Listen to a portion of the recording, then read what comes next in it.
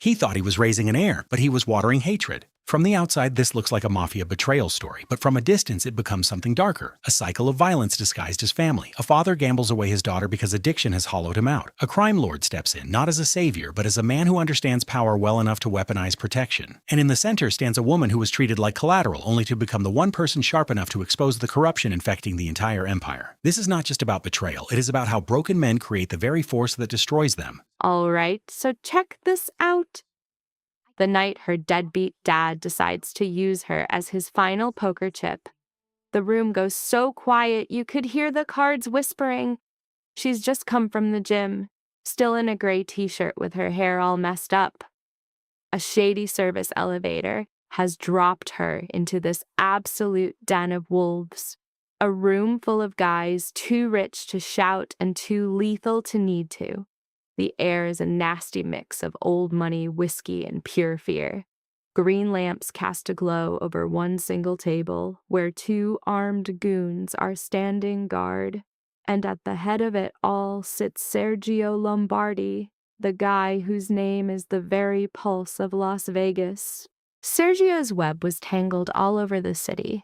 Casinos, unions, nightclubs, and a whole crew of city councilmen he could flip with a single phone call. Rumor was he owned one half of Vegas, and the other half just paid him rent to exist. He was younger than you'd think, maybe in his mid-30s, with dark hair swept back and a black suit that was perfectly tailored. The guy had this intense stillness that made every other man in the room seem like a noisy clown. His face was a total mask, but his cool, sharp eyes soaked up everything. Across from him was her father, Raymond Reyes, sweating through a shirt he definitely couldn't afford, his shaking hands giving the whole game away. Her dad had a kind of charm that felt like a warm hug right before you realized you were trapped in a fire. It was just hunger with good timing. He'd taught her how to read cards before he taught her how to cross the street. By 12, she could spot a false shuffle from anywhere in the room. By 14, she could tell a bluff from a guy fighting back tears. By 16, she knew the sour, metallic smell of addiction. Now at 26, she usually just ignored his calls, but 40 minutes ago, an old pit boss had called her. "Come get him," he'd said. "If you don't, he's not walking out." So she'd bolted from the gym, knuckles still wrapped, and took an elevator straight to hell. She showed up expecting to see her father drunk, maybe a little broken, or even bleeding. What she didn't expect was to hear his voice, all raw and desperate, claiming, "I still have something left." The dealer was motionless. Her father dragged a hand down his face, and then he pointed straight at her. "My daughter." Those two words hit her like a physical blow. Every single head in the room swiveled in her direction. She froze right there, feet from the door, as a chilling hardness settled deep in her bones. Her father's eyes stayed on Sergio, not her. That was the cut that went deepest. He didn't even have the guts to look at her while he sold her out. "Maya," he said. "She works surveillance. Sharp as a tack, knows the game better than anyone." "You win," he offered, "and she's yours until the debt is done." For a woman who had mastered her poker face her entire life, for one single insane second, she completely forgot how to breathe. And then a laugh ripped out of her, a sound that was sharp, ugly, and full of disbelief. "You drunk, stupid bastard," she spat, walking toward the table. "I'm not a piece of property. I'm not a watch. I'm not something you throw in a pot." Her father flinched, but only at how loud she was. Shame never got to him, only fear. Fear was the one thing his addiction still bowed to. Sergio Lombardi just leaned back, his expression never changing. He held her father's gaze for a long moment before his eyes finally shifted, landing on her. It felt like standing in front of a locked door, only to find out the person inside had already heard every single secret of your life. "Human beings don't belong in a pot," Sergio said at last, his voice a low, quiet force that made the room feel smaller. Her father swallowed hard. Then, "Call the marker whatever you want," he mumbled. "The deed to her mother's house is in my name. The credit line, too. I signed the marker against hers. Everything tied to her is on the table." Her heart felt like it stopped. She stared at him, her vision tunneling until he was the only thing she saw. "What marker?" He refused to meet her eyes, and that was all the confirmation she needed. She turned to Sergio. "He forged something." "I know," Sergio replied, and those two words were way worse than any accusation. A chill spread over her skin. He knew. Of course, a man like that never played a hand blind. With a lift of two fingers, one of his guys brought over a slim leather folder. Sergio opened it slowly, scanning the top page. "Your father used your name for a private medical line 18 months ago," he said. His gaze locked on her, not the criminal who'd done it. "He then leveraged a second note against the house in North Las Vegas that belonged to your mother. Both were sold. Tonight, that paper is on this table." She stared at her father. 18 months ago, that hospital bill she'd spent 3 weeks arguing about. She had survived on instant noodles for 2 months to recover from that. She had sold her mother's bracelet just to keep the lights on, and he had signed her name. Something inside her fractured. A clean, final break. Her father licked his lips, trying on a weak smile that had fooled so many people. "Mija, just listen." "No." The word was flat with zero heat. She looked back at Sergio. "If you already knew all this, why are we here?" His eyes held hers. "Because your father made a public offer," he said, "and 3 men here would buy that paper before sunrise if I decline." That made her scan the faces in the room. She recognized Enzo Carbone at the far end of the table, a guy who ran gaming finance for Lombardi's casinos. She had seen him on a surveillance feed one time, walking through a restricted area with a smile that never touched his cold eyes. He was handsome in a polished, predatory kind of way, with a gold watch and fingers that stroked his chips a little too gently. He was watching her now, with an interest that made her skin crawl, and she knew Sergio was not lying. Sergio tapped the folder. "Your father cannot wager you, but he can lose every false claim he holds over your life. If I call and win, I own the deed, the forged debt, the marker, and the right to say where you go tonight. He will never come near you again without my permission." Her father sat up straight. "And if I win, you erase my debt to you." The tension in the room grew razor sharp. Even her father seemed stunned by the offer. Sergio's expression was a blank slate.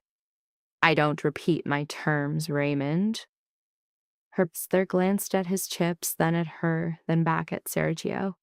Greed made the decision for him. It always had. Deal. She should have screamed, should have flipped the entire table. Instead, she stood there frozen, the blood pounding in her ears, knowing that some moments were too hideous for tears and way too dangerous for panic. The dealer began to deal the hand. She moved toward the table, almost pulled by a string. It wasn't because she cared if her father won. He had thrown away any claim to her years ago. It was because the game felt tainted. It took her only 3 seconds to see why. The dealer's thumb paused for a split second too long on the deck. The cut was too deep, and when the turn card was dealt, Enzo Carbone tapped his ring finger on the table once, a clear signal. Her spine went rigid. The deck was cold. This entire night had been a complete setup. Sergio placed his bet with the same calm a man might use to put down a drink. Her father matched, his hands trembling. The river card came. Relief and greed washed over her father's face, the kind of look that makes men fools. He revealed his hand like it was his salvation. 2 pair. Sergio glanced at the cards for less than a second before he laid down his own. A flush. The room held its breath. A noise escaped her father's throat. Something raw and animal. He threw himself back from the table, his chair crashing to the floor. "No!"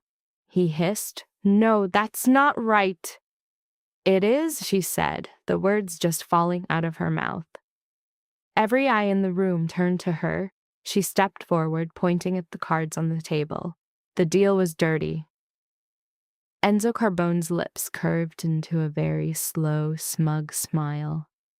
Sergio's gaze shifted to her, sharper this time. Her father stared as if she was the one who had betrayed him.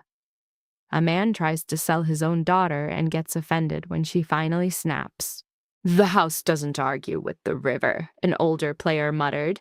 She paid him no mind.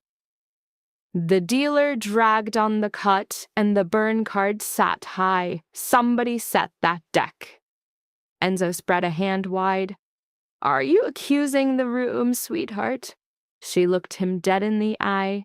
"I'm accusing the one man smiling." The challenge made 2 bodyguards tense up. Sergio merely lifted a single finger, and they were statues again. He turned to the dealer. "Check the deck." The dealer's face went white, which was all the confirmation anyone needed. A second man stepped in, fanned the cards, and found the notches in seconds. Tiny imperfections on some corners, totally invisible to an untrained eye.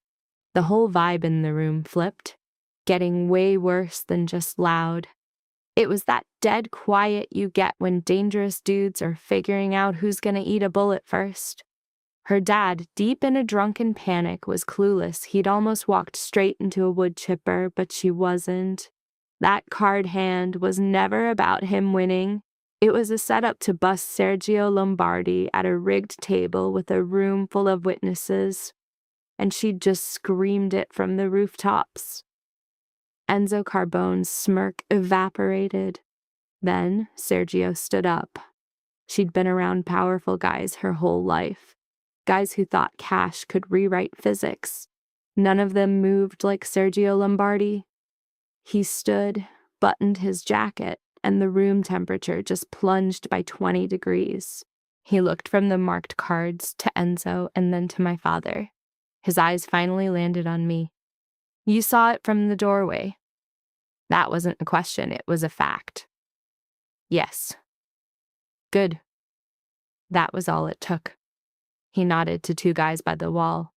"Take Raymond's credentials, his watch, his keys, and whatever shred of dignity he brought in here. He walks out alive tonight only because she's here to see it."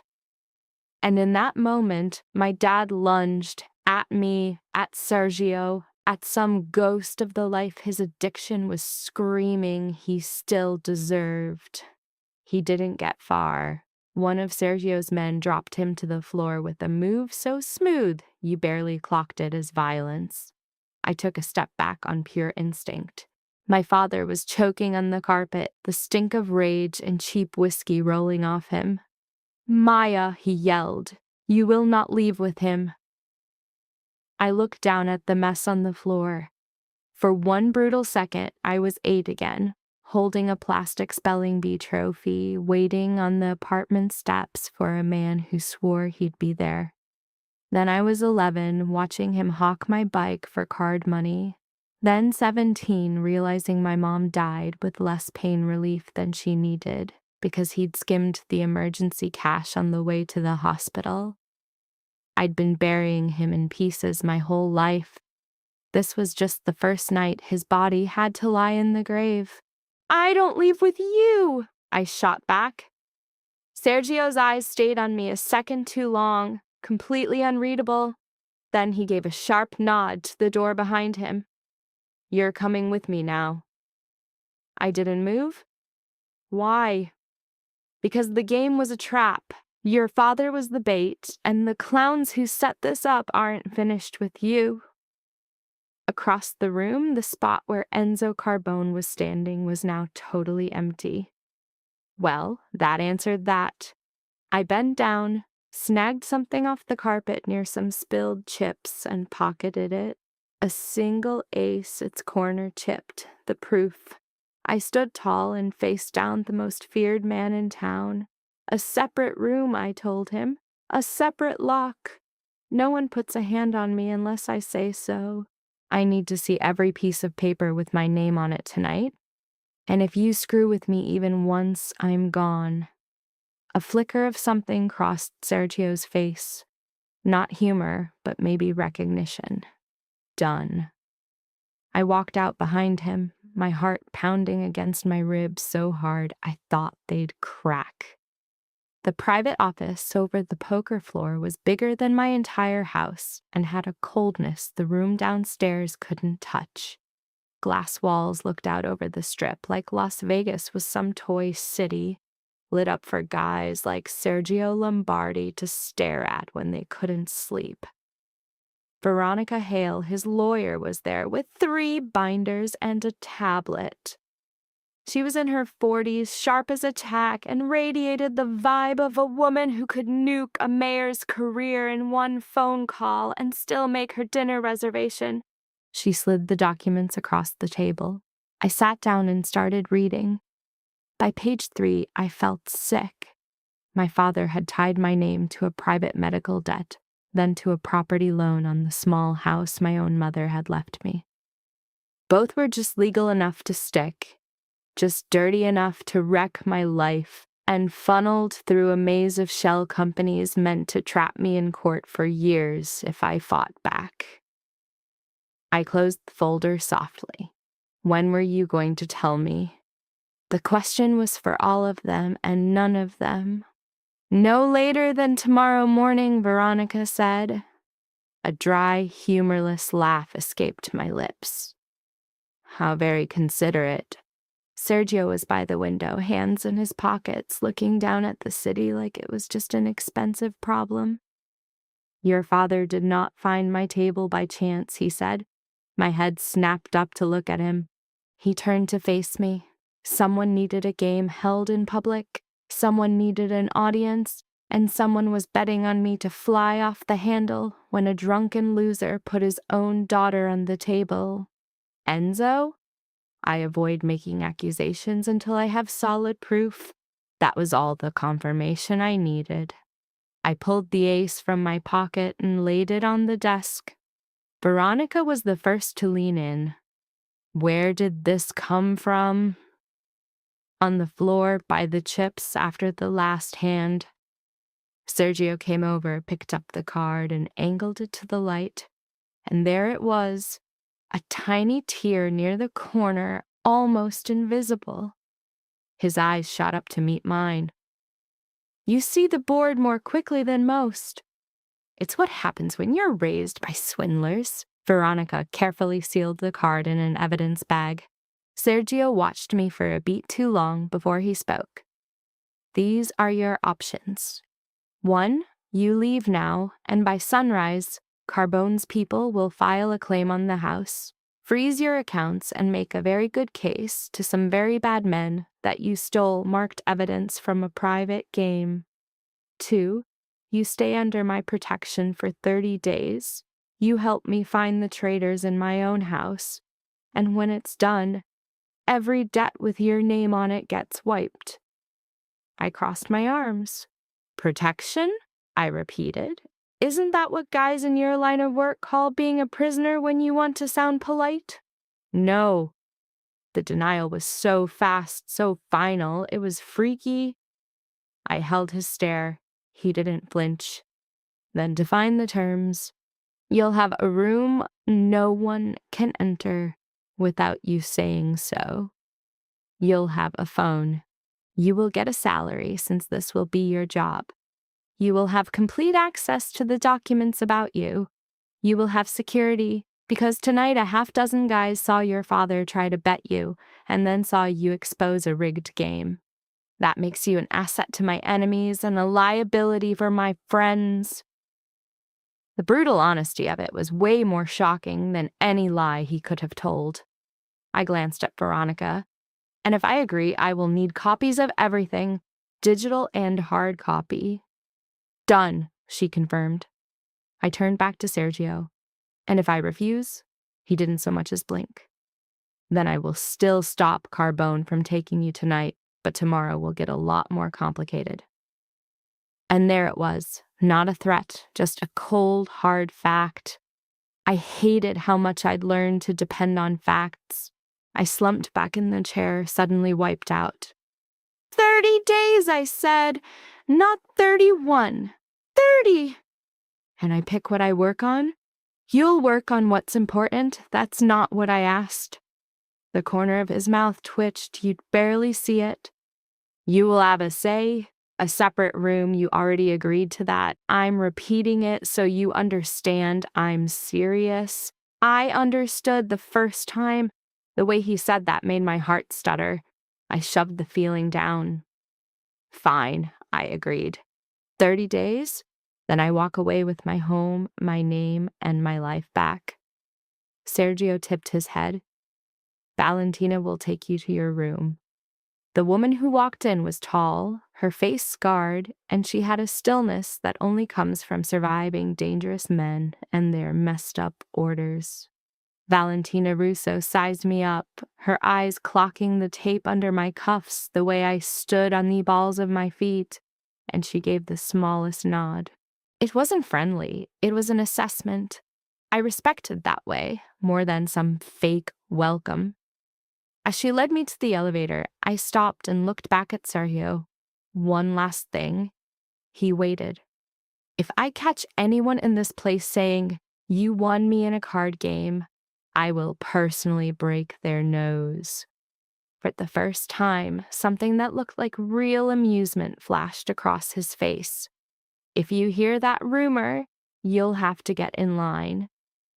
My new room was on the top residential floor of Palazzo Nero, a suite bigger than the house I grew up in, and quieter than any part of Vegas has a right to be. Someone had already stocked the bathroom with unscented stuff, filled the closet with clothes my size, and put a knife in the dresser, exactly where a woman who never sleeps easy would look first. That last part threw me for a loop. Valentina caught it. He told them not to disrespect you with childish sleepwear, and not to disrespect me by thinking I would need to disarm you, she explained. I looked at her. He says surprisingly considerate things for a man they talk about like he's a hurricane. Valentina shrugged.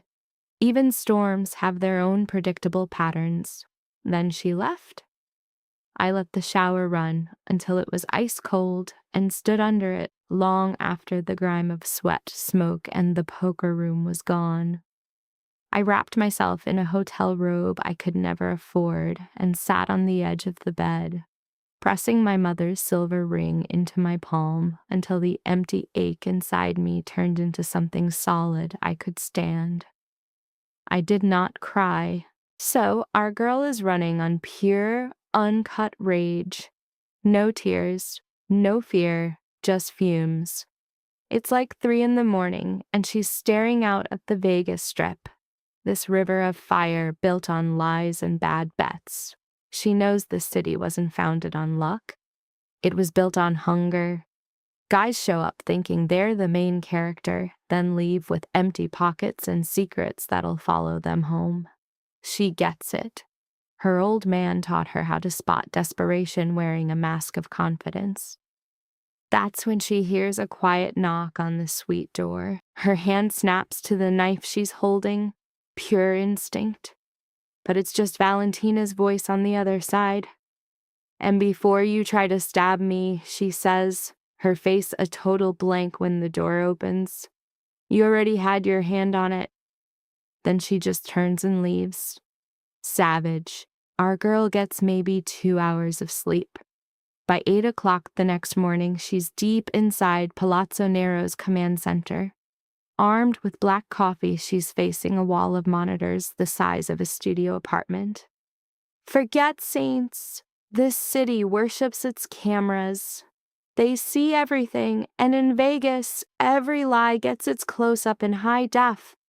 The room is dead silent and freezing, built for control freaks who'd rather have monitors than sunlight.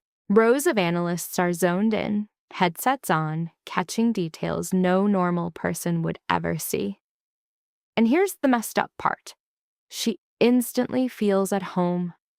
After fighting so hard to build a life away from the grift, the language of the underworld is still hardwired into her.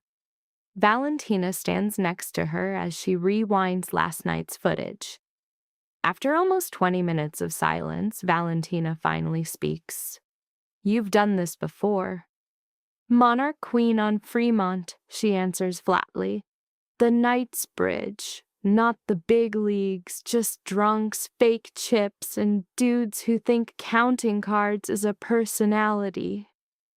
Valentina's eyebrows barely move. "Why didn't you mention this to him?" "You never asked." A single nod from Valentina answers the question that was just hanging there.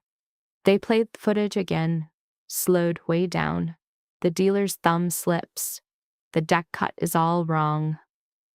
Enzo taps his ring on the table, the signal. Her dad's eyes dart right just before the last card hits, the classic tell of a man who thinks he's been saved. She replays it 6 times. Valentina's voice is low. "Your father knew?" "He knew enough to expect a miracle.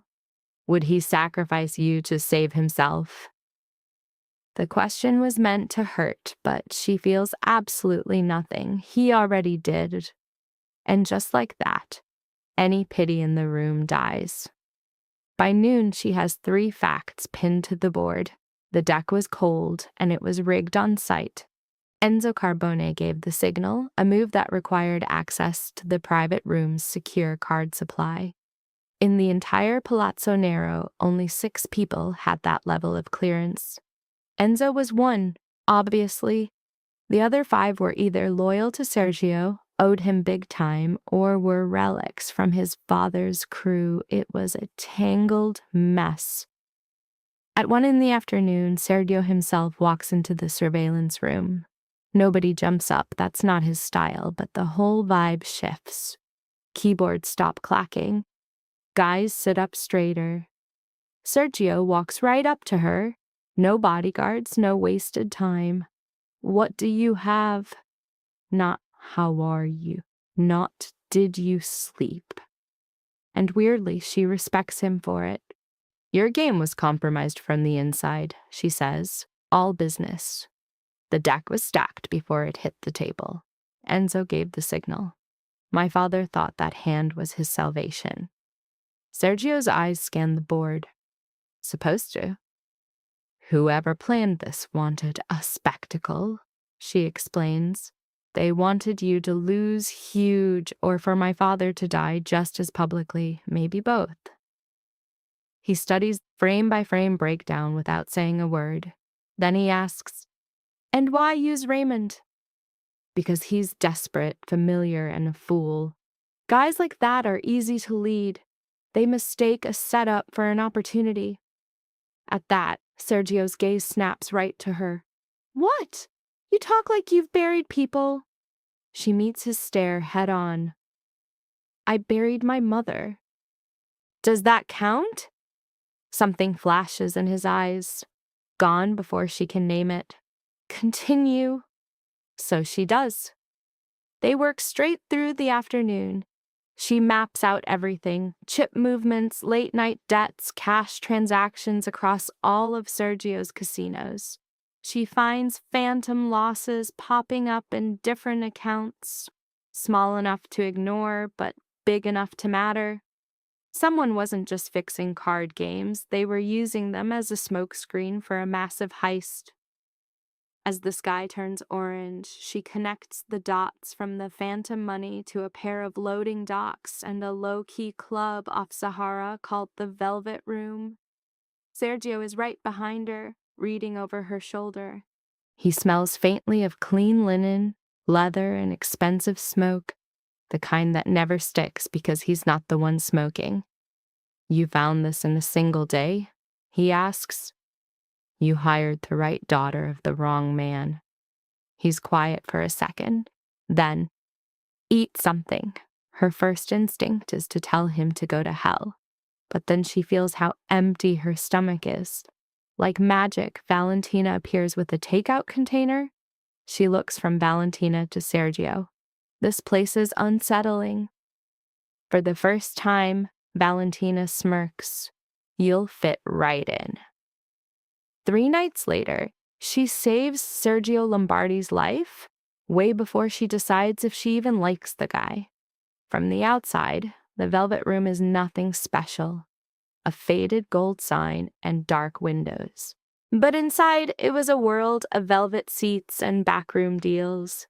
The kind of spot where politicians met dancers and nobody asked questions about the office with 2 locks. She had followed a paper trail to that club, to a money runner named Cal Demico.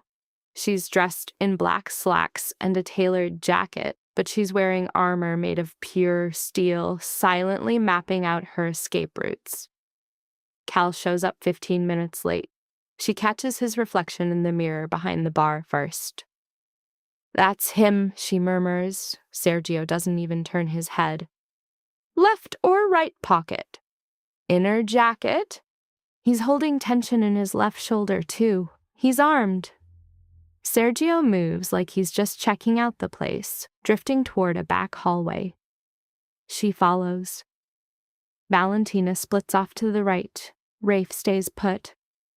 Cal spots them as he hits the kitchen door, and you can see the panic bloom in his eyes. He reaches inside his jacket, but she doesn't see his weapon. She sees a reflection. A person on the mezzanine, high above the floor, a silver railing, a dark sleeve, and the long, unmistakable barrel of a rifle pointing straight down. "Down!" she yells. She slams her shoulder into Sergio's ribs, knocking him sideways just as the gunshot explodes through the club. Glass shatters behind them. The music cuts. The screaming starts. A second shot chews up the pillar where Sergio's head just was. Rafe becomes a human shield for the bystanders as Valentina fires a single shot from the hall, forcing the sniper to find cover. Cal makes a run for it. Sergio moves to chase him. "Rafe's hit!" she snaps. Near the bar, Rafe is down on one knee, a dark stain spreading across his jacket. Her training kicks in. She slides across broken glass, grabs some napkins, then curses and rips off her own belt instead. The wound is high on his thigh, a death sentence if ignored, but she can fix it. "Look at me," she orders Rafe. He winces. "Not usually my type." "Shut up. That means you're conscious." She cinches the belt tight above the wound. He curses, for real this time. Good. Anger keeps you alive. Sergio is there for a split second. "Can you move him?" "Yes," she says. "Get the bastard with the gun." Their eyes lock and then he's gone. Valentina appears at her shoulder, weapon out. "Ambulances are sketchy in this district. The house doctor is 4 minutes out." "Then get me towels and a bottle." Valentina barks orders and people move. By the time the doctor shows up, her wrists are coated in blood. Rafe is still breathing. When the dust settles, sniper dead, Cal Demico gone, club locked down. She's standing in a back hall, washing away the blood. She's at the sink, scrubbing blood from her hands like a scene out of a gangster flick. The water streams from red to nothing, but then her hands start to shake. And get this, it's not the gore. It's because she just shoved the big boss, Sergio Lombardi, totally on instinct.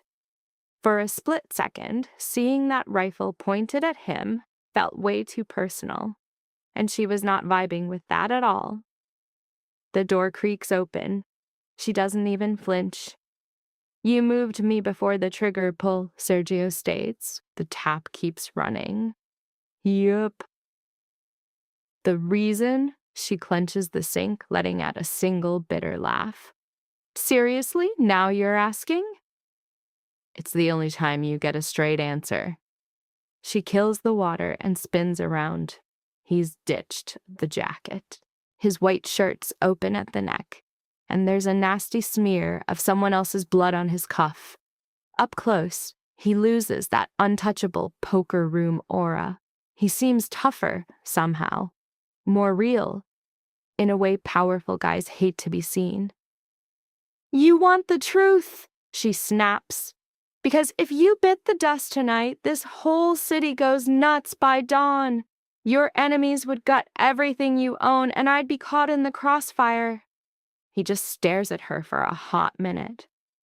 That's not the full story. Nope. So what's the rest? She should have lied, but instead she admits, "I know what a room feels like right before a bullet finds the one guy everyone thinks doesn't matter. His whole vibe changes, just barely, but it's enough." "My dad used to drag me to his games when I was 13, she says, her voice dropping. "Not to gamble, to be his lie detector, to tell him who was bluffing, who was cheating, or who had cash stashed. The guys just wrote her off. Some scrawny kid with thrift store shoes. Then one night, some loser pulls a gun, but he doesn't aim at my dad. He aims at the guy running the game." The room went dead silent. Everyone just watching to see what happens when power starts to crack. I learned something real that night. A man is only untouchable until someone proves he isn't. The silence between them got way more intense. He steps in closer, not to intimidate her, but just enough to change the damn atmosphere. "And you still made your move." "Don't make me wish I hadn't." The edge of his mouth quirks, not a smile, but something else entirely. "Too late," he says. Then he reaches around her, grabs a clean towel, and holds it out. She just stares at it. He stares right back. It takes her a second to realize it's for her hands, for the blood still staining her skin. She grabs it. Their fingers touch for like half a second. Her heart hammers so hard it almost makes her mad. A whole week rolls by before they ever mention the kiss that almost happened. By then, she was way deeper in Sergio Lombardi's world than she ever wanted to be. She learned he ran on 4 hours of sleep max. She saw how his dead silent authority made grown men trip over their own words just to fill the quiet. His crew was more scared of disappointing him than of him losing his temper, which said a lot. Everything was about precision, consequences, no drama without a purpose. And the guy had a code. His workers were not to mess with the women in his places. Thieves got fired, not broken, unless they got violent. Any dude who hit a woman in his casinos got bounced out a back door and blacklisted from spots he secretly owned. Women who couldn't handle themselves got a free ride home. No questions asked, no funny business with their keys. This dude was no hero. He was a monster with a moral compass. In a place like Vegas, that was a huge deal. The deeper they dug, the dirtier it got. Fake us, fixed games, money disappearing, sketchy deliveries disguised as booze shipments. Enzo Carbone was the spider at the center of this whole messed up web. Every clue pointed to him, but no one could get close enough to take a clean shot. Then she spotted it. The surveillance room was almost dead close to midnight. The geeks had gone home, leaving only the drone of computers and the smell of stale coffee. Sergio was across from her, buried in a file, while she replayed the same clip for the 20th time. Her eyes zeroed in on her father's hand. Not his cards, the hand itself. His tell for a sober lie was a thumb on his jaw. But drunk, the signal changed. A single, hard press of his ring finger on the table. Her eyes shot across the screen. Enzo's hand, the same damn tap. Once. She jolted up, the whole scam hitting her like a ton of bricks. She points at the screen. A signal. Sergio's right beside her. Her dad wasn't getting tips. He knew the deck was stacked because he was being told what to do. 1 tap meant stay in. 2 would have been to fold.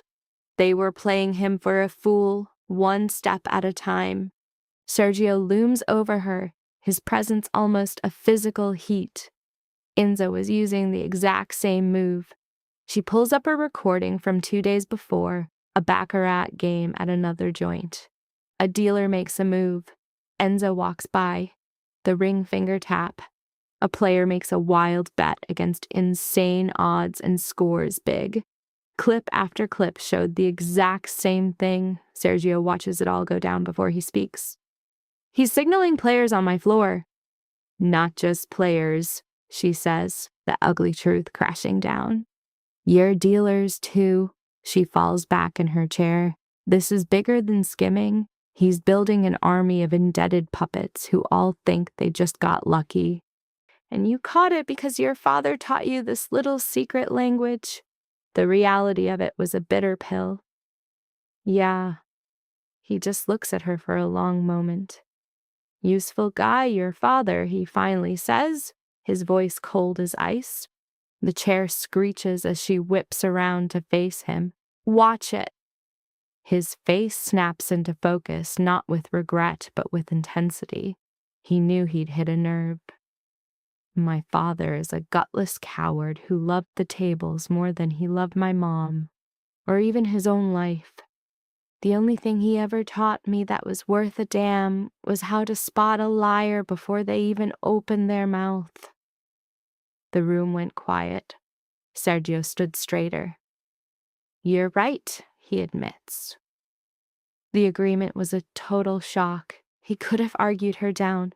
Most guys with his power would have, especially in front of other people, but not him.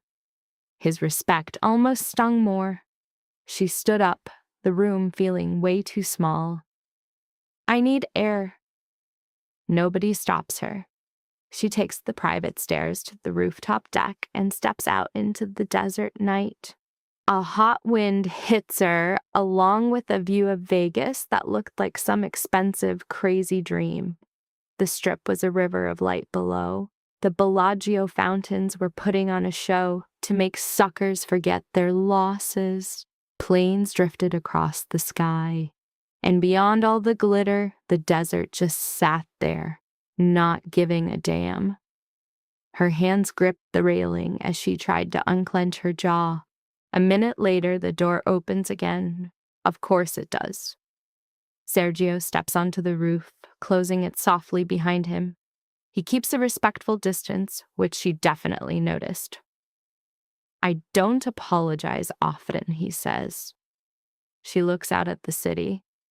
Sounds less like an apology and more like a threat. After a beat, he says, I was out of line.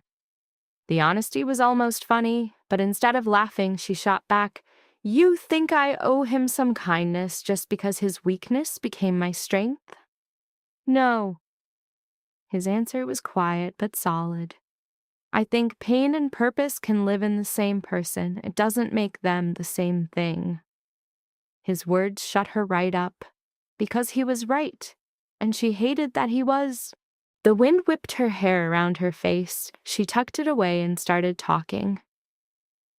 My mom worked double shifts cleaning hotel rooms. She'd come home smelling like bleach and cheap perfume, but would still make me eggs at midnight if I was awake. When she got sick, she hid it 'cause we had no money. When it got bad, there was supposed to be emergency cash at home. At least that's what she thought. He took some of it, just enough to lose and then lie about it. She died 6 months later for legit reasons, but I'll never forget counting the missing cash in that envelope. She'd never told anyone that entire story. Not her trainer, who knew her rage was her fuel, not her coworkers, who just figured she hated gamblers, and definitely not the guy who owned half of this city, and now, her. Sergio just listened, totally silent. When she was done, he finally spoke. My mother dealt blackjack on the graveyard shift, way before I understood why losing turns men into monsters. He kept going. My father drank half her pay, gambled the rest, and once pawned her wedding ring for a debt he swore he'd win back on the next hand. She turned to look at him. His face was a stone mask, but his voice was stripped bare. It sounded like old metal, forged in a fire and carried around just under the skin his whole life. When your old man said your name, he muttered, I almost launched him through the table. Her chest tightened up. So why didn't you? She shot back. Because offing him then would have given the real Snake exactly what he wanted. The logic was brutal and spot on. He looked out at the city lights. So I took the contract, he said, and made damn sure everyone saw me take it, not you. She frowned. For what? This time, his eyes locked onto hers. The city can say what it wants about a woman on my arm, he declared, but predators don't touch what they think is already mine. That line should have set her off. But instead, it did something way more dangerous. She believed him. It hit her that he'd used his own terrifying reputation like a damn shield, keeping worse guys from trying to claim her. The silence between them got heavy. She was suddenly aware of everything. The wind, the city, and the man standing just close enough to touch. You really don't take what isn't offered, she said softly. His eyes flicked down to her lips for a hot second before meeting hers again. No. Her heart just about jumped out of her chest. Common sense was screaming at her to walk away, to remember she was on a roof with a guy who made killers tremble. Instead, she closed the gap. She didn't touch him, but she got close enough to change the entire vibe. If I kiss you, she whispered, no one can say it's just me being grateful. A dark, thin smile played on his lips. Then you'd better be sure of your reasons. And she was. That was the scary part. She leaned in and kissed him. She was braced for him to pull back or act surprised. What she got was a level of control that almost shattered her. No grabbing, no claiming, no taking advantage. He just slowly raised a hand, giving her a chance to bail, and cupped her neck like she was made of glass. His kiss was measured, warm, and ruinously patient. Nothing was rushed, nothing was taken. The whole world below just faded away. He only deepened the kiss when she leaned into him more. She slid a hand inside his collar, needing to know if a guy like Sergio Lombardi even had a real heartbeat. Oh, it was there, and it was racing. The discovery was a bigger thrill than it should have been. He was the one who broke it off, his forehead almost touching hers, his breathing ragged for the first time she'd ever heard. Maya. Just her name, but it sounded like a line he was struggling not to cross. She swallowed. What is it? If this goes further, he said, his voice low, it's not going to be because a room full of morons saw you won like a prize. His words took a second to land. Then it clicked. The card game, her dad, that public humiliation. He was telling her that whatever this was, it wouldn't be built on that garbage. Something inside her cracked wide open. Good, she whispered back. Because anyone who thinks I'm one easily has no idea who I am. That actually got a real smile from him. Small, rare, and dangerously hot. No, he agreed. I doubt easy has ever been a word for you. Her world tilted. She stepped back, needing air. 3 days later, Enzo Carbone made his play. Security found a crate of marked decks stashed in her suite's closet. They found 2 envelopes of dirty cash hidden in a fake dresser panel. A chip transfer was faked using a ghost login, traced back to a terminal connected to her account. It was a flawless frame-up, insultingly perfect. The meeting that followed was in one of Sergio's private rooms, with 12 guys at a table so tense you could feel it. Valentina stood behind her like a shadow. Sergio was at the head. 3 seats down was Enzo, wearing a mask of perfect concern. She wanted to shoot him on principle. Instead, she just stood there as one of Sergio's guys held up the evidence and said, "Seems pretty open and shut to me." "Of course it does," she snapped, her voice like ice. The captain's eyes narrowed on her. "Watch your mouth, and maybe think for a second. Anyone dumb enough to hide evidence in their own room isn't smart enough to run the con you're all too stupid to see." Enzo sighed like she was a massive disappointment. "This is so regrettable." She whipped around to face him so fast that Valentina flinched. "You know what's regrettable? Your face." A couple of the goons looked offended. Sergio didn't even blink, but she caught a flicker in his eyes. It was the only thing stopping her from going nuclear. A captain shoved his chair back. "She doesn't belong here." Enzo put his hands up. "Nobody wants this to be true, but facts are facts." A sick laugh escaped her. She looked at Sergio, and for one gut-wrenching moment he was just silent. After the rooftop, after everything, he said nothing. The blow was worse than she expected.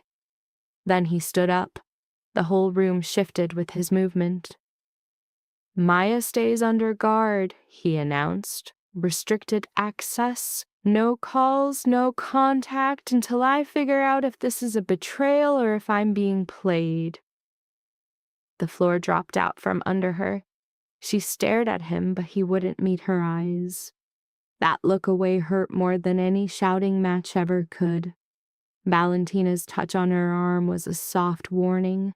Play it smart. Or maybe that was just her own brain talking. She let Valentina walk her out, because having pride without a strategy gets women killed. They put her in a guest suite so fancy it was an insult.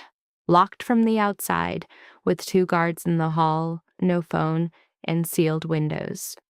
She stood in the middle of the room, fighting the urge to smash everything. The betrayal hit her first as burning rage, then icy shock, and finally just hollow stupidity. By midnight, she'd worn a path in the carpet.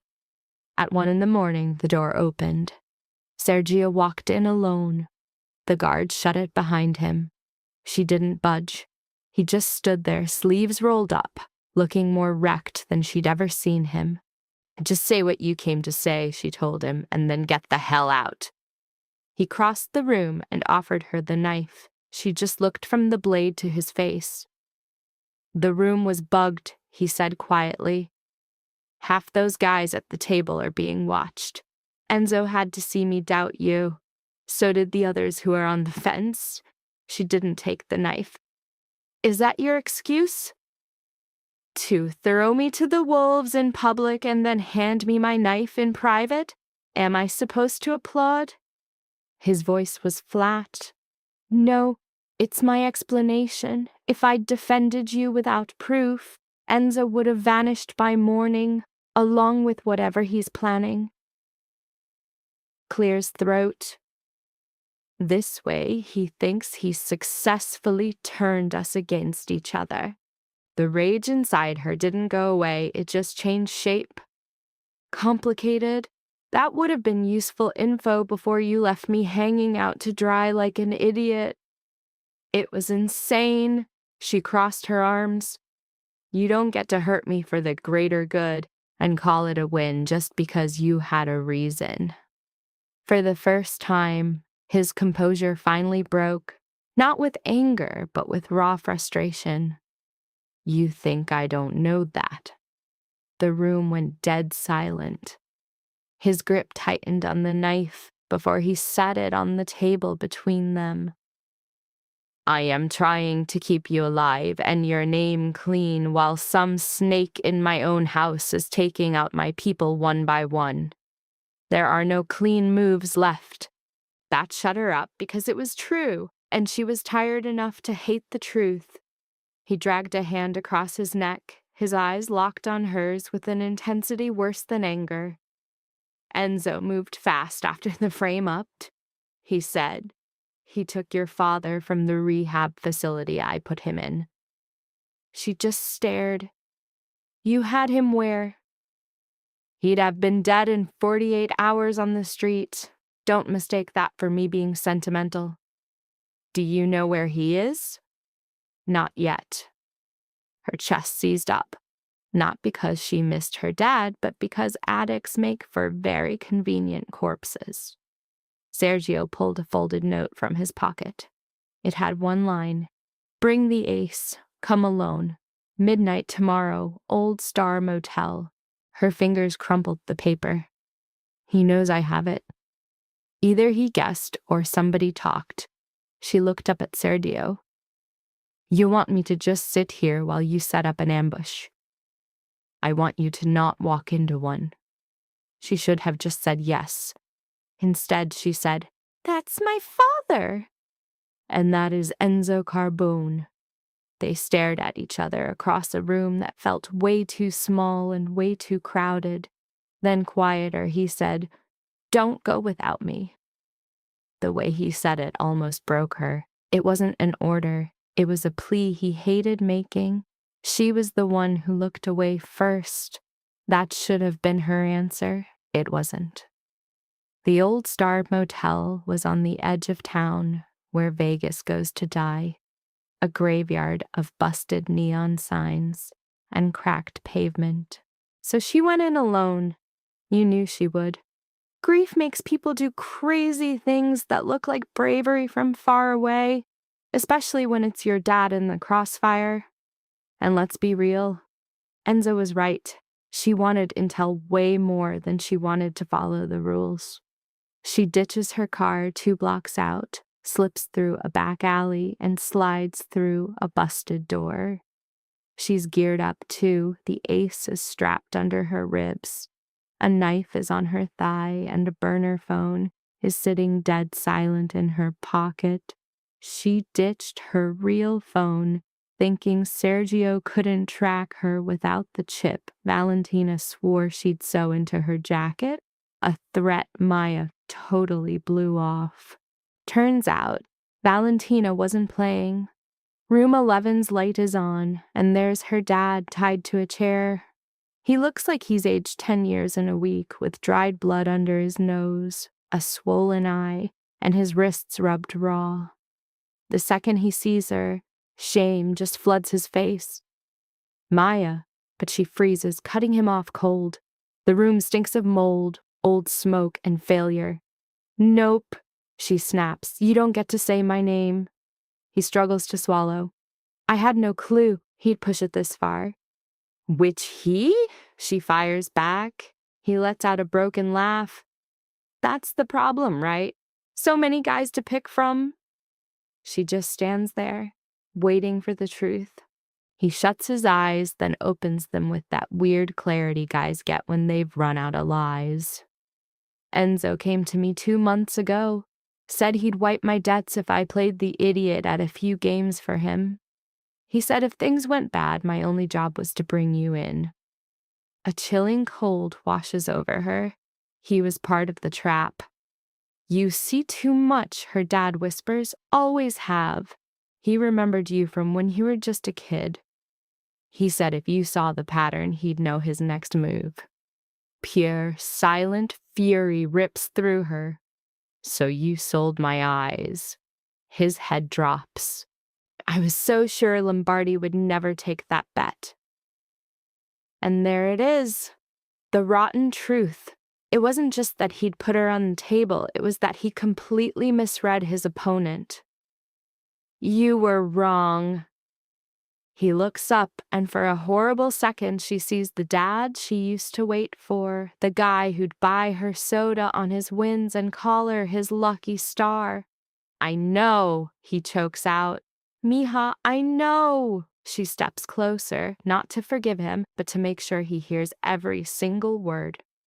You know the worst part. It's not the debt, it's not the fake papers, it's not even you using me as a bargaining chip. It's that some stupid part of me still showed up to save you, and I absolutely hate myself for it. His face just crumbles. Good. He deserved that pain. Then a slow clap echoes from the doorway. It's Enzo Carbone, leaning there in a dark coat, smiling like he's admiring the flowers at his own funeral. 4 of his goons fan out behind him. Maya instantly sidesteps, putting her dad's chair between her and them. Enzo's gaze locks onto her torso.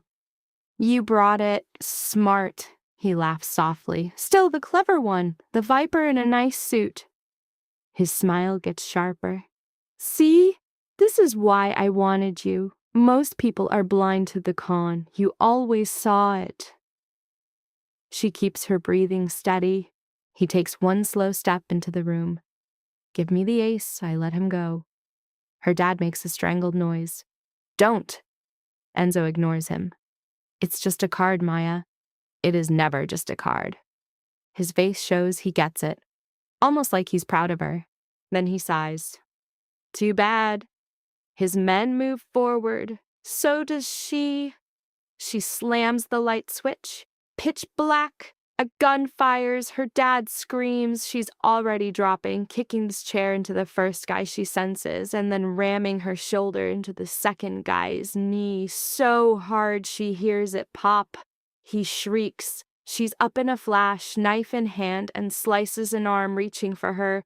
A fist hits the wall, followed by a curse. A flash of gunfire, and then the motel windows just explode. Not from bullets, from flashbangs. A massive wave of light and sound. Dudes are screaming in the hall. Valentina, the relief is so intense it almost buckles her knees. But then another shot cracks the air way too close. Her dad jolts in his chair. For one insane, frozen moment, everything stops. He looks down at a red stain blooming across his shirt. No. The word just falls out of her mouth. Enzo curses, scrambling for the bathroom window as Sergio's crew storms the room like a tactical tidal wave. Sergio himself is the last one in. His eyes snap to her, then to her dad, then to the blood. Carbone! Valentina yells from outside as more gunfire erupts. She drops to her knees next to the chair. Her father's breathing is a wet, gurgling mess. The bullet hit his upper chest. It's bad, so bad. She goes on autopilot, her hands trying to find the wound. Pressure, angle, stay with me. He grabs her wrist, his teeth stained with blood as he tries to smile. Her vision blurs. Don't, Maya. His grip is weak, but she can't ignore it. Listen, I said don't. A cough rips through him, like the pain itself is pulling the truth out. I loved the table more than anything, he gasps. And that's the dirtiest secret I've got. More than cash, more than your mom, more than that little girl on the steps. All she can think is that one right move can fix this. Tears stream down her face. You don't get to tell me this now. I know, he admits, and it hurts worse than the bullet. But you're different. You never fell for my game. You see the odds and you survive.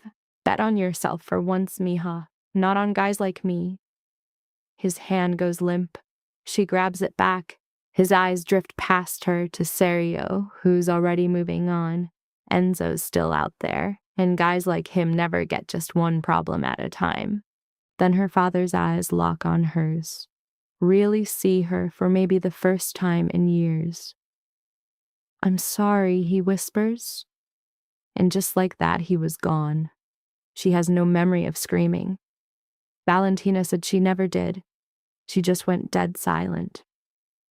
Enzo disappeared that night, melting into the back roads behind the motel. 2 of his guys weren't so lucky. One bled out in the lot. The other started talking before sunrise, spilling everything. Enzo wasn't just skimming, he was building a whole shadow organization, collecting I owe us from everyone to stage a coup. When he finally made his move on Sergio, he'd already owned half the city. Her dad was just one small piece in a massive, deadly puzzle. She spent the next day alone at her mom's house, a little stucco box with a cracked driveway.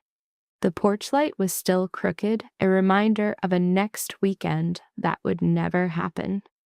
She sat on the kitchen floor, back against the cold cabinets, and just cried until it hurt. Not just for her dad, but for her mom, for all the wasted years, and for the person she'd become, who thought being a survivor was the same as being strong. Sergio never came in. He stood watching the driveway for almost 2 hours, getting something most men never would. He understood that sometimes the safest place is at a distance. When she finally walked outside, he was there, leaning against his sedan. They stood there in silence. She walked down the steps and stopped right in front of him. "Did you know I'd come out?" "Yes." "Does being right all the time ever get old?" "Sometimes." She should have smiled, but instead she just said, "He told the truth before he died. I hate that it took a bullet." Sergio just watched her. "Truth is a luxury in this city," he said. It wasn't cynical, just tired. A single rough laugh escaped her throat. "You've got a real charming way of comforting someone." "I have a way of not lying to them." That was it. That's all it took. She stepped forward and just pressed her forehead against his chest. The second she did, his arms wrapped around her.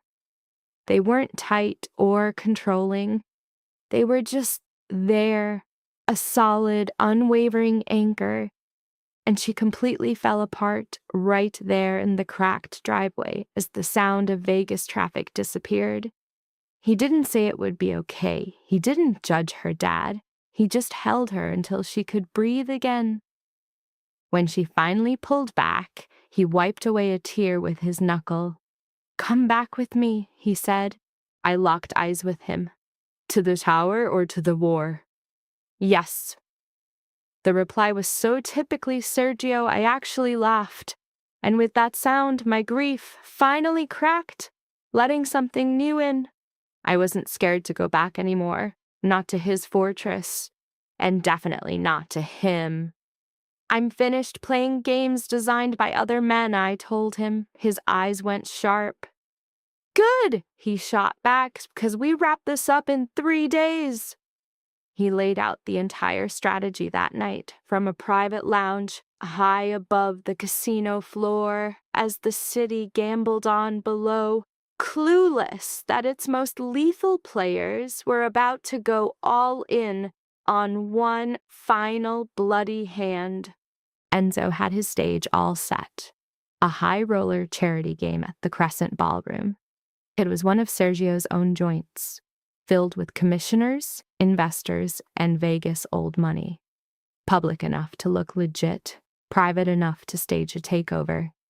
It was supposed to be a show of force, but it was really Enzo's opening shot. His plan was to leak evidence, cause a panic, and turn Sergio's own captains against him. And of course, to take Sergio out if he got the chance. "He's going to rig the game," I said. "Yes, and you'll be there." "Yes." I met his gaze in our reflections in the dark window. "No," I corrected. "I am playing." He froze solid. Over by the bar, Valentina shot us a look of extreme disapproval. Sergio's voice dropped. "No." I crossed my arms. "The last time I was at a table like that, I was the jackpot. This time, I'm choosing my own damn seat." His jaw clenched. "Maya, you need someone who knows the tells, who speaks the deck's language. You need someone who knows exactly how Enzo cheats when he thinks he's the smartest guy in the room. That's me. Not your captains. Not some hired gun. Me. I'm not doubting your skill. I'm doubting the risk. I know, I said, and that's exactly why I'm right. From the bar, Valentina muttered something in Italian that sounded both rebellious and totally supportive. Sergio glanced her way. She gave him nothing. He turned back to me. If you tell me no, I'll just do it without your permission. His eyes narrowed. That threat works better when you haven't already proven you'll do it. I tilted my head. Exactly. The room went dead silent, the kind that usually comes right before a fight. Then Sergio blew out a sharp breath through his nose, his tell for losing an argument he had to respect. You get one seat, he said. Valentina owns the room. 2 of my shooters are in the rafters, off the record from casino security. You wear a hidden mic. If it feels wrong, you say the word, and we end it. What's the word? He thought for a beat. Home. I just stared, and he didn't get the bombshell he'd just dropped until he saw my whole expression change. The hard look on his face softened just for a second, but it was there. You hate it, he stated. No, I replied with raw honesty. That's the problem. He circled the table, stopping just close enough to make my heart hammer, but far enough away to give me space. Then don't give me a reason to regret this. I lifted my chin. You're acting like you don't already know I'm the best bad decision you've made in years. A rare, dark smile touched his lips. That, he said, I know. We prepped for 2 days. Not on cards, I didn't need help there. We prepped for everything else. Valentina drilled me on security layouts, escape routes, and emergency plans. Rafe, limping but stubborn as ever, taught me how to drift through a crowd like a phantom. Sergio was a quiet observer through all of it, but his eyes never left me.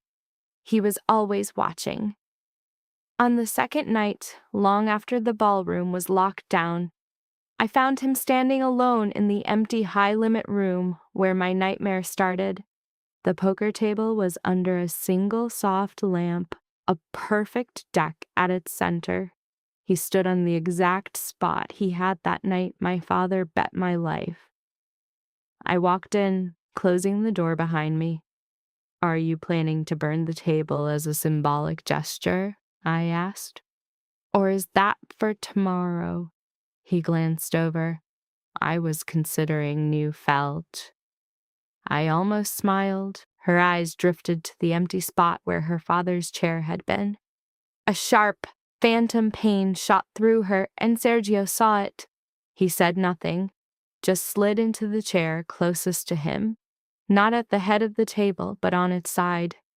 It was an offering, not a power play. She took the seat across from him. After a beat of silence, he pushed something across the wood.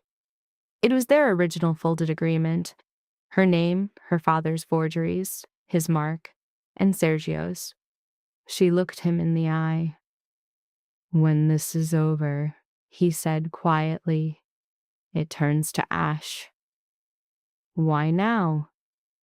Because if tomorrow goes wrong, I won't have you believing a document in my vault mattered more than your own free will. A heavy silence filled the room. Her fingers brushed the contract's edge, but she didn't pick it up. Why do you have to do that? Do what? Talk in a way that makes me forget half this city is terrified of you. He leaned back, his gaze locked on hers.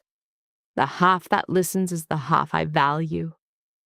A single short laugh escaped her before she turned serious again. If I go down tomorrow, you will not. Sergio. Just his name, and the way she said it, made something shift in his face.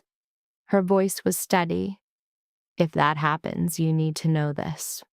What grew between us wasn't because you needed an asset.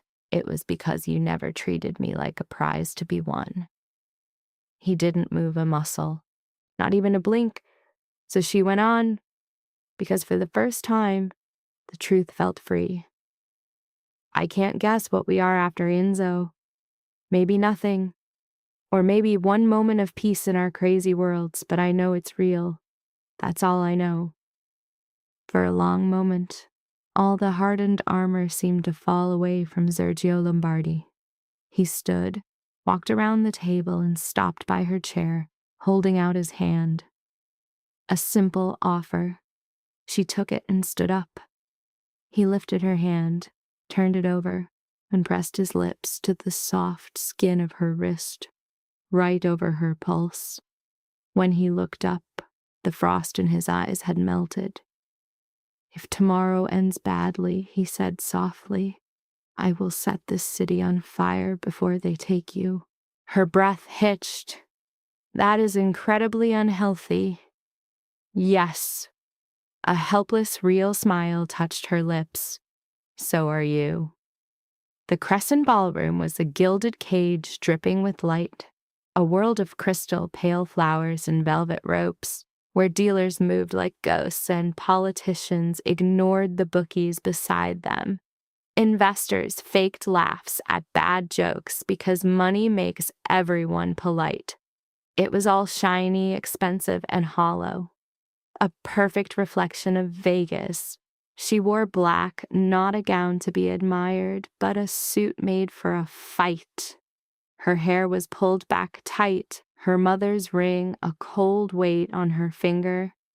Valentina wanted her to wear an earpiece. She refused. The mic on her wrist was enough. Her secret weapon was tucked into an inner seam of her jacket. Sergio showed up 10 minutes after her, and his arrival shifted the whole room's energy. His black tuxedo was worn like battle armor. Men's heads snapped around. Women pretended not to look. The flash of cameras was met with stone. His eyes found hers across the packed floor, just for a second. That was all they needed. Enzo Carbone played the part of the charming host perfectly. It was always the way with his type. Evil, trying to get applause, always dresses up for it.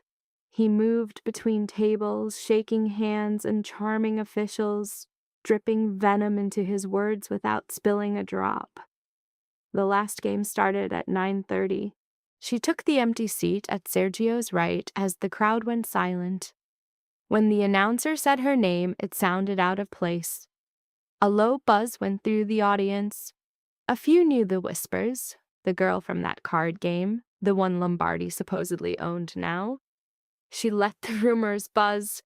By the end of the night, the truth would shut them all up. Enzo sat across from her. "A bold move," he purred as the cards were shuffled. "Liars often say that when their hands are shaking." His smile was a thin line. Morning, and still so defiant, remarkable. She stacked her chips. "Breathing, and still better at seeing through you than you are at hiding."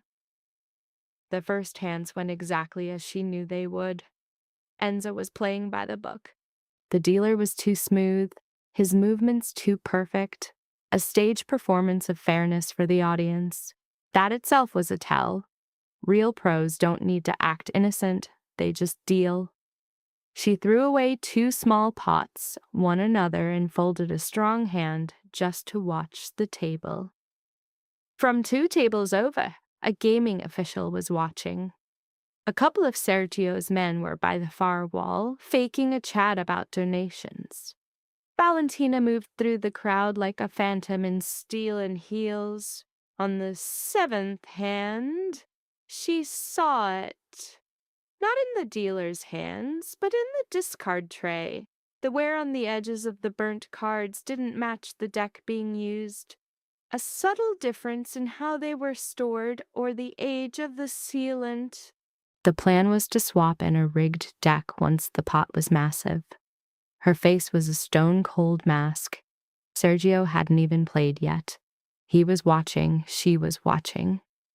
Enzo rakes in 2 big pots and gets a little too comfortable, and that was the mistake she was waiting for.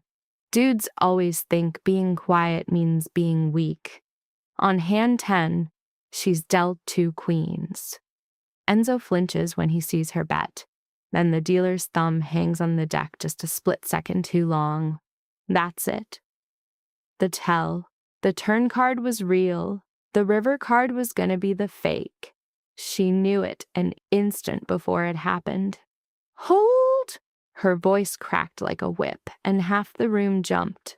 The dealer froze mid-motion, the card locked in his hand. Every eye swiveled to her.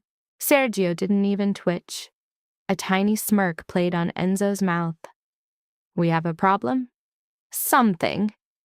Yeah, she said, standing up smooth and slow. Her eyes scanned past him, hitting the commissioner, then the hushed crowd, and finally locking onto the dealer. That card isn't from the deck we started with. A sharp silence broke over the ballroom. The dealer swallowed hard. That's crazy. Is it? She held out a hand for the discarded cards. In a blink, Valentina was at her side, not to get in the way, but to shut down any funny business. She picked up the top burn card, turning it to catch the light. To most people, the edge looks black. Her voice was sharp, forcing them all to pay attention. It's not. It's blue-black. A tiny difference in the die. Just like the ace from the game 4 weeks ago where my father got played at a fixed table. The whispers exploded. Enzo's smirk died instantly. She pulls the preserved ace from her jacket. The whole room gasped. Her eyes met Sergio's, and his were blazing with fire. He wasn't shocked at all, just so proud it almost broke her focus. She set the ace down next to the burn card. The notches are a perfect match, she announced. Same edge work, same doctored stock. Enzo Carbone has been using loaded decks all over town to rack up debts and blackmail people with fake losses. A commissioner shot to his feet. An investor stood up with him. Enzo kicked his chair back. This is just a show. Nope, she shot back. This is math just getting sick of your face. The dealer bolted. Valentina had him on the ground in less than 3 steps. And then the room plunged into darkness. Of course it did.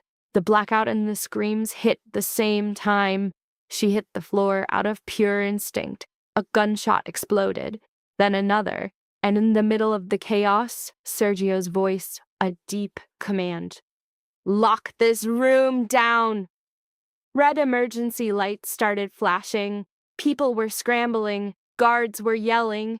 A waiter crashed down in a shower of glass. People were crying. People were praying. Enzo was gone. She didn't waste a second. She was already on the move. Service corridor, make a left. Maintenance, stairwell. She knew the layout cold, having run drills 2 days before, while Valentina timed her every move. Her wristcom buzzed. Maya! It was Sergio. Location? North Service Stairs, she panted. Stop! No! The static hissed with his anger. Then, roof access! He's going for the sign catwalk. She'd already figured that out. She flew up the stairs, ramming through the rooftop door into a blast of hot Vegas air, the smell of steel, and the hum of old neon. The electric city glittered below. Far off, Enzo was clutching a wounded arm, scrambling with a gun toward the giant palazzo sign that ran up the building's facade. A thin catwalk, zero cover, treacherous footing. Sergio appeared in the doorway right after her. A gunshot rang out. He stumbled. For that 1 second, her entire world froze. He dropped to a knee by the wall, one hand clamped on his shoulder. Enzo's laugh was a harsh, ugly sound. Well, look what we have here. Everything felt like it was in slow motion. The wound wasn't a kill shot. Shoulder, a bloody mess, but he'd make it if they got out of this. Enzo backed onto the catwalk, gun pointed at Sergio, but his eyes were locked on her. What a city! He shouted over the wind. Men build it all on luck. Then they get pissed when the house cheats. House. She stepped sideways, drawing his attention. You were never the house. You were just a rat in the walls. His lips twisted into a snarl. She shot a look at Sergio. He was back up, shaky, his shirt soaked in blood, his stare hard as diamonds. Her eyes snapped back to Enzo. No, she said, flatly. I'm finishing what you started. He swung the gun toward her. It was the exact moment she'd planned for. In that split second, his focus on Sergio slipped for just half a beat. In that split second, the catwalk groaned under him where rust had chewed through the support. Because guys like Enzo always watch the face when they think they're winning. That was another lesson from her father. She made her play. Not for the gun, for the control box bolted next to the sign. Grabbing the maintenance bar at her feet, she smashed the emergency cutoff.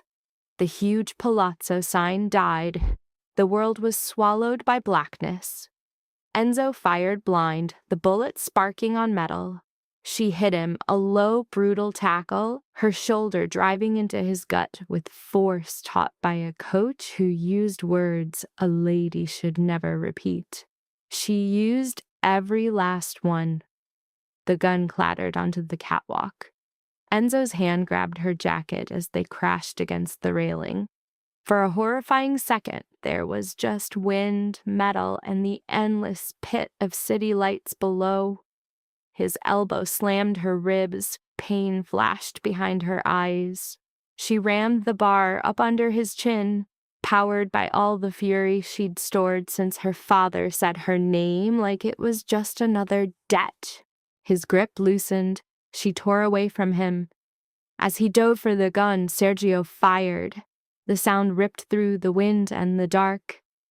Enzo stopped cold, looking down at the red blooming on his chest like he couldn't believe his luck had finally run out. He teetered, once, then again, before tipping over the rail and into the void. The silence on the roof was so total, it was deafening. Her legs gave out. She collapsed onto the catwalk, shaking, just staring at the empty space where Enzo had been. Sergio was there in a flash, his own arm a wreck. His hand cradled the back of her head, a solid, warm, grounding anchor. Look at me. She did. The city lights swam in her tears. Are you here with me? Yes. Good. Then all the adrenaline dumped out of her system at once, and she was falling into him before she realized she was moving. He helped her off the catwalk, over the roof, and back into the service area. Valentina met them there with a medic team and one raised eyebrow that said it all. I freaking told you so. Thank God you're alive. And if you bleed out now, I'm going to be extremely annoyed. Sergio refused any help until she was checked out. She wouldn't let them touch her until he was. Valentina threatened to tranquilize them both. Rafe, looking pale but alive and limping way too fast, called them a pair of stubborn idiots. The hospital was top tier, so pricey the walls probably had NDAs. Sergio's shoulder got stitched up. Her ribs were badly bruised, one almost cracked, and her hands looked like they'd picked a fight with a car engine. But they were alive. It felt unreal. By morning, the story was all over the parts of Vegas that mattered. Enzo was gone, his crooked games were blown wide open, and the commissioner had launched a full investigation. 3 city councilmen were suddenly on vacation. 2 rival captains pledged loyalty to Lombardi before sunrise. Half the town said they saw it coming. The other half pretended they weren't on Carbone's payroll. Vegas doesn't apologize. It just resets the game. A week later, the last of her father's dirty deals were voided. The house was finally hers. The medical debts were gone. Her bank accounts were unlocked. 2 lenders were politely persuaded to lose her phone number. Veronica brought over the last of the papers with a crisp, businesslike attitude, plus a bottle of ridiculously expensive champagne. Maya didn't touch it. She'd learned early what happens when a family's happiness comes from a bottle. She was alone in the empty high-stakes poker room on the 8th night after it all went down when Sergio came in. The same low-hanging green lights shone on the same polished table, but the feeling was different. The ghosts had left, leaving only history. He closed the door and approached her slowly. His shoulder was healing, the stitches gone. He had on a dark suit, no tie, collar unbuttoned, looking less like a legend and more like a man, which made him way more dangerous. He was holding a silver lighter. He set it on the table. Next to it, he put down the folded contract from their first meeting, the property deed, the last IOU, and the ace of spades. She just looked at the items for a long moment. He flicked the lighter open and a single flame danced in the shadows. Then he slid it over to her. She knew what to do. She picked up the contract first, touching it to the flame and watching it catch fire. The paper blackened and twisted, the signatures vanished, and the words of her bondage turned into nothing but ash. She burned the copy of the deed next, a symbolic gesture for a hard-earned prize since the real one was secure. Then the last debt note. Finally, she held the ace for a long time before offering it to the fire, too. When the final spark died in the ashtray, it felt like the entire room could breathe again. Sergio locked his eyes on her, finally breaking the silence. "I won the hand, Maya." When she looked up, his gaze said it all. "But I never won you." That unspoken truth hit her hard. For a second, she couldn't even breathe. Then she got up, walked around the table, and stood right in his face. "No," she said softly, "you didn't." A muscle in his jaw went tight. That old fear popping up, the one where all his power could buy cities, but never a single thing given for free. She placed her hand on his shirt, right over the heart she knew from a lifetime ago. "You earned me," she said. "That hits different." He went completely still. His hand came up to her face, his thumb brushing her cheek like he had to make sure she was real. "Maya." Just her name, but it sounded like the answer to a question he'd been asking himself forever. A little smile played on her lips. "You know, the city's gossip is all wrong. They say Sergio Lombardi won me in a poker game." A smirk appeared on his lips. "Did he?" She moved in, closing the gap between them. "No," she said. "He won back every part of me my father tried to throw out, and then he was smart enough to wait while I put myself back together." That absolutely shattered him. He kissed her, not with force, but like a man who just found the one thing worth losing control over. There was no audience, no rush, just a devastating truth that belonged only to them. Her hand went up to his neck as his arm wrapped around her waist, still careful of her injuries. The table, the city, all the drama, it was all still there, it just didn't matter anymore. When they pulled away, he rested his forehead on hers. "What now?" he asked. She smiled. "Now I keep the house." "Good. I keep my name." "Also good. And I'm taking over integrity at your casinos with a contract that lets me fire anyone who thinks I'm just part of the furniture." That got a genuine laugh out of him, a deep sound you don't hear often. "Done. And when we argue, because we will, you won't pull rank, and I won't launch things unless it's absolutely necessary." He dead-ass considered it. "Define absolutely necessary. She laughed against his mouth, then she looked him dead in the eye. The last time I was in this room, I thought my life was completely over. His face went dark with the memory. It never should have happened. No, she agreed, but it did. And I'm done letting the worst night of my life write my entire story. She grabbed his hand, leading him away from the table and toward the lies and broken promises of the waiting city. Las Vegas loves to tell its own stories. It whispers that her father put her up as a bet, and Sergio Lombardi, the king who owned half the town, collected his prize. But let the city talk. Only she and Sergio will ever know what really went down. On the night her father tried to lose her, she wasn't won by anyone. Instead, she became the one thing in this town that could never be gambled again.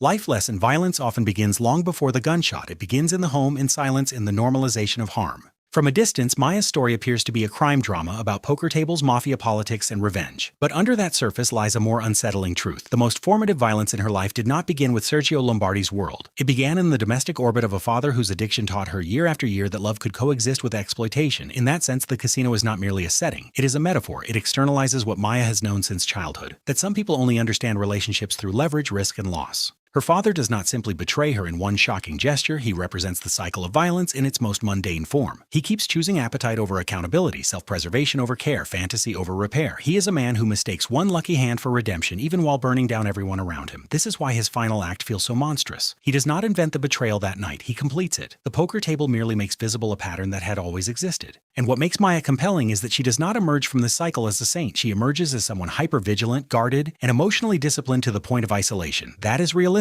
Trauma rarely creates purity. More often, it creates precision. She survives because she has learned how to read danger before danger speaks. The tragedy is that such intelligence was purchased through suffering. Sergio's role, then, is not that of a magical savior, but of a narrative contrast. He comes from the same architecture of power and masculinity, yet he refuses one essential principle of that world: ownership. He understands force, reputation, and control, but he does not touch what is not freely given. In literary terms, this matters because it interrupts the inherited logic of domination. Maya is not healed by power. She is changed by encountering power that chooses restraint. The life lesson here is uncomfortable but necessary. People do not only need rescue from obvious enemies, they need rescue from the lies that taught them to confuse survival with love. Maya's journey is not about becoming fearless, it is about finally refusing the moral language of the people who hurt her. By the end, she does not become one. She becomes unwagerable. That is not revenge alone. That is the end of a cycle.